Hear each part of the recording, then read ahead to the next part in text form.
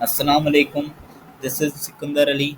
आज हम तीसरा लेक्चर स्टार्ट कर रहे हैं सेट का, जहाँ पर हम स्टार्ट करते हैं टॉपिक से define finite and infinite set.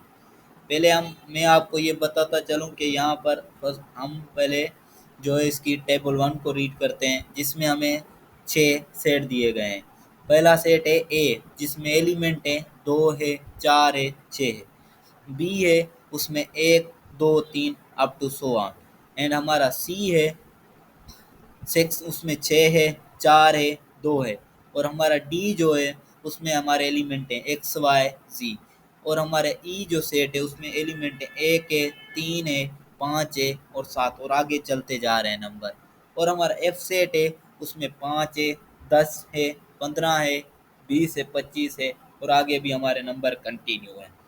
तो हम यहाँ पर लेट अस कंसीडर सेट है। हम सेट ए की बात करते हैं। आप देखें, आप देख सकते हैं कि हमारे सेट में जो है ना एलिमेंट कितने हैं, 3 हैं। 2 है, 4 6। तो हमारे पास यहाँ पर क्या है, हमारे सेट के अंदर लिमिटेड नंबर ऑफ एलिमेंट है। जहाँ पर भी लिमिटेड नंबर ऑफ एलिमेंट है ना, हम उसे क्या कहते हैं, फिनाइट सेट। यहाँ पर आप डेफिनेशन भी पढ़ सकते हैं, यहाँ पर जो हमें डार्क ब्लैक में लिखी गई है। A set which has limited number of elements is called finite set। हमारा कोई भी सेट हो, अगर उसके number limited number of element होंगे तो हम उसे फिनाइट सेट कहेंगे। अब टेबल वन में आप देख सकते हैं, जैसे सी है, डी है। सी में 6 है, 4 है, 2 मीन्स 3 एलिमेंट है, तो हम इसे भी फिनाइट कह सकते हैं। डी में भी हमारे एक्स वाई जी है, ये भी हमारा फिनाइट सेट है, तो हम कह सकते हैं इसके 3 एलिमेंट है, तो इसलिए हम कह सकते हैं ये हमारा फिनाइट सेट है। अब हम आगे मूव करते हैं। अब जैसे कि सेट बी को देख लें, 1 2 3, यहाँ पर नंबर कंटिन्यू जा रहे हैं, कहीं भी जो है ना ये नंबर हमारे ख़त्म नहीं हो रहे। तो हमारा इस सेट में देखें अनलिमिटेड नंबर ऑफ एलिमेंट मौजूद हैं, तो हम इसे क्या कहेंगे, इनफाइनाइट सेट। अब आते हैं इसकी डेफिनेशन पर। अ set which has unlimited number of element, वो सेट जिसके अनलिमिटेड नंबर ऑफ एलिमेंट हों, हम उसे क्या कहेंगे, इनफिनाइट सेट। जैसे कि आप यहाँ पर लगा सकते हैं, take the finite sets and cross the infinite set. जैसे कि city of all citizen of Pakistan, ये हमारा क्या होगा, फिनाइट सेट होगा, क्योंकि हम ये काउंट कर सकते हैं। और आप देख सकते हैं set of whole number less than 999, 9,999 से कम जो भी होल नंबर हो वो भी हम काउंट कर सकते हैं। अब देखते हैं set of drops of water in river. ये हम देखें, कभी भी पानी के कतरे जो है ना काउंट नहीं कर सकते, तो ये हमारे लिमिटेड नहीं हो सकते, ये हमारे क्या है, इनफाइनाइट सेट होगा। और चौथा नंबर है set of all English alphabet. सारे इंग्लिश के लेटर तो हर कोई जानता है, जैसे कि 26 होते हैं, तो हम कह सकते हैं ये हमारा फिनाइट सेट है, हमारे सेट के 26 एलिमेंट होंगे। अब पाँचवें में आप देख सकते हैं, पाँचवें में क्या है हमारा, 1 2 3 और डॉट डॉट मीन्स कंटिन्यू है, तो हमारा ये फिनाइट नहीं है, ये हमारा इनफाइनाइट सेट है। और छठे में हम देखते हैं D come O come are, ये भी हमारा क्या है, फिनाइट सेट है, क्योंकि इसके 3 एलिमेंट मौजूद है, हम कह सकते हैं ये हमारा फिनाइट सेट है। और सातवें में आप देखें 2 4 6, सातवें में 2 4 6 means up to so on, ये हमारा इनफाइनाइट सेट है, ये कभी भी ख़त्म नहीं होगा, तो इसके अनलिमिटेड नंबर ऑफ एलिमेंट होंगे, तो इस वजह से हम इसे क्या कहेंगे, ये हमारा इनफाइनाइट सेट है। अब आगे बढ़ते हैं। आगे हमारे पास एक और टर्मिनोलॉजी और वीकेंड से डेफिनेशंस आ गए हैं कुछ। जैसे वो कह रहा है कि डिफाइन करो एम्पटी सेट को, वाइड को, नल सेट को एंड सिंगलटन सेट को। पहले मैं आपको ये क्लियर करता जाऊं कि एम्पटी, वाइड, नल सेट्स ये तीनों ही सेम ही चीज़ होती है, और जिसके अंदर कोई भी एलिमेंट, सेट के अंदर कोई एलिमेंट ना हो, हम उसे कहते हैं एम्पटी भी कह सकते हैं, वाइड सेट भी कह सकते हैं, नल सेट भी कह सकते हैं। और जैसा कि आप देख सकते हैं यहाँ पर a इक्वल टू 5 मीन्स ये करली ब्रैकेट के अंदर लिखा गया है 5, ये हमारा एक एलिमेंट मौजूद है, तो हम इसे नल सेट नहीं कह सकते। बी है, जैसे इसके अंदर एक्स एलिमेंट लिखा गया है, हम इसे भी नल नहीं कह सकते। सी है, सी हमारा क्या कह रहा है, set of natural number less then 1, ये हमारा क्या होगा, नल सेट होगा, क्योंकि कोई हमारा नेचुरल नंबर स्टार्ट भी 1 से होता है, वो हमें कह रहा है कि set of natural number less then 1, एक से छोटे नंबर नेचुरल हो, वो है ही नहीं हमारे, सो हम क्या कहेंगे, ये हमारा नल सेट है। और डी में set of triangles with four sides, कोई भी ट्रायंगल जो है ना उसके चार साइड नहीं होते, तो हम कह सकते हैं कि ये हमारा नल सेट है। अब यहाँ पर भी यही कह रहा है कि सी में देखें नो एलिमेंट है, तो हम उसे क्या कह रहे हैं, natural number less than one.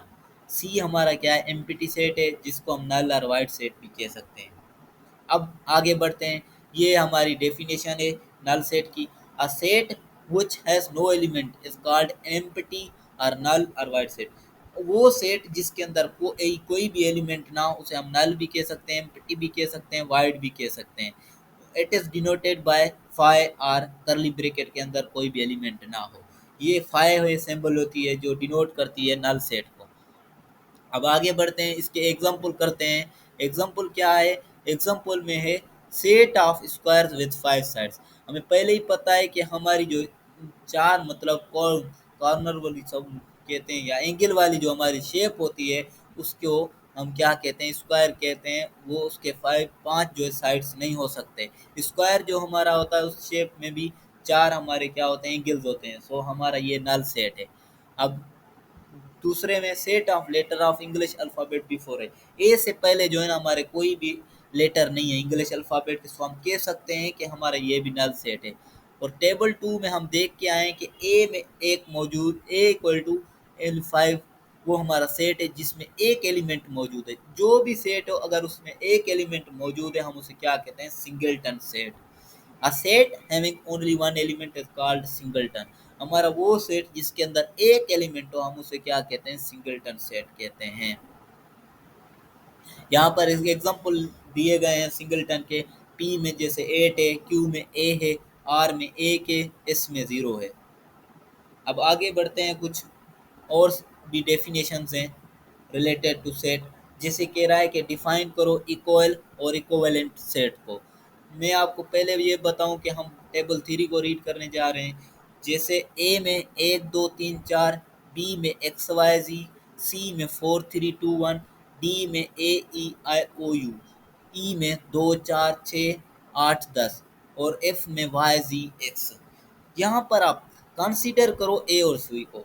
आप गौर करें ए और सी में देखें 1 2 3 4, 1 4 3 2 1, मीन्स इसमें नंबर ऑफ एलिमेंट मीन्स तादाद भी सेम है दोनों एलिमेंट के, उसमें भी चार हैं उसमें भी चार हैं, लेकिन नंबर भी सेम है सारे। सो हम इसे क्या कह सकते हैं, ये हमारा क्या होगा, इक्वल सेट होगा।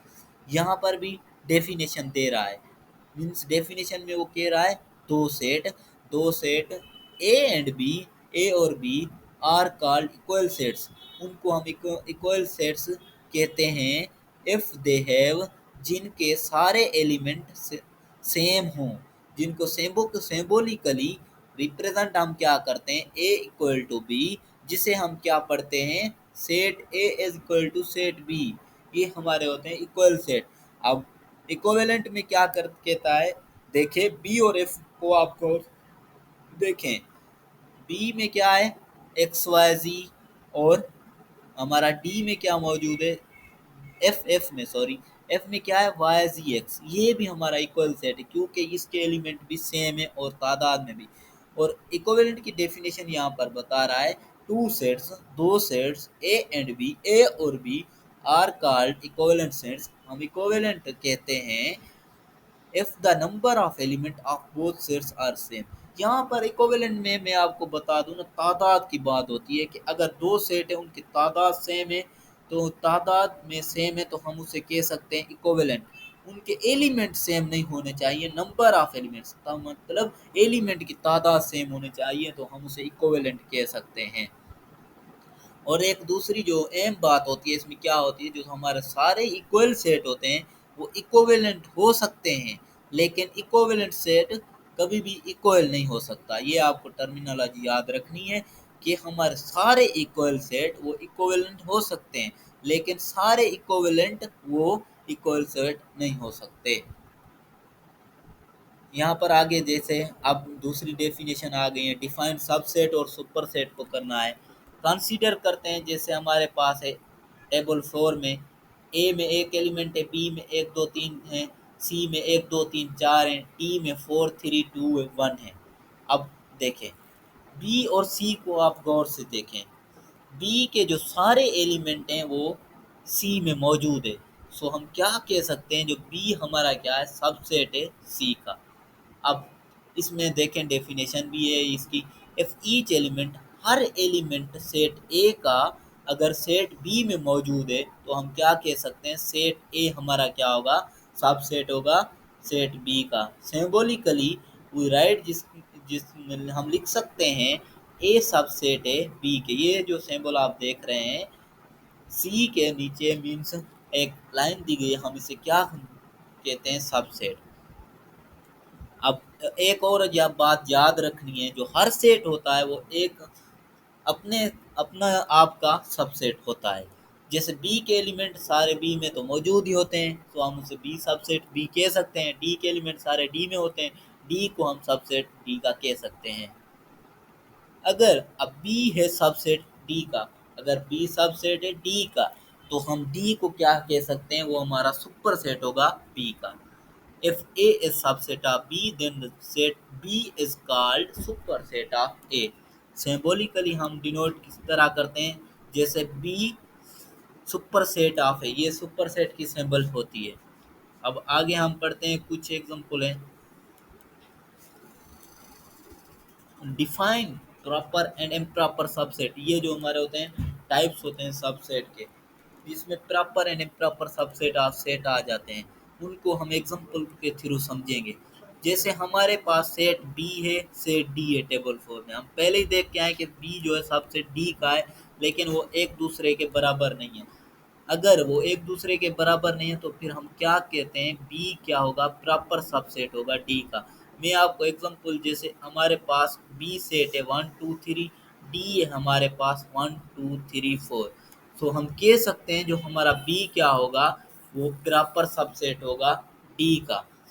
सो यहाँ पर आप प्रॉपर सबसेट की डेफिनेशन भी देख सकते हैं कि if set A subset of set B, अगर सेट ए जो है सबसेट है बी का और ए जो है इक्वल बी के नहीं है, तो हम कह सकते हैं ए क्या है, प्रॉपर सबसेट है सेट बी का। अब हम आगे बढ़ते हैं, इम्प्रॉपर सबसेट क्या होता है।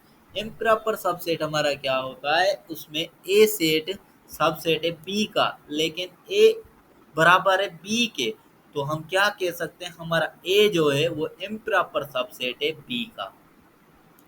मीन्स आप जैसे समझें, हमारे पास एक सेट है ए है जिसके एलिमेंट है 1 2 3, बी है उसके भी एलिमेंट हैं 1 2 3, तो हम कह सकते हैं ए यहाँ पर क्या होगा, इम्प्रॉपर सबसेट होगा बी का।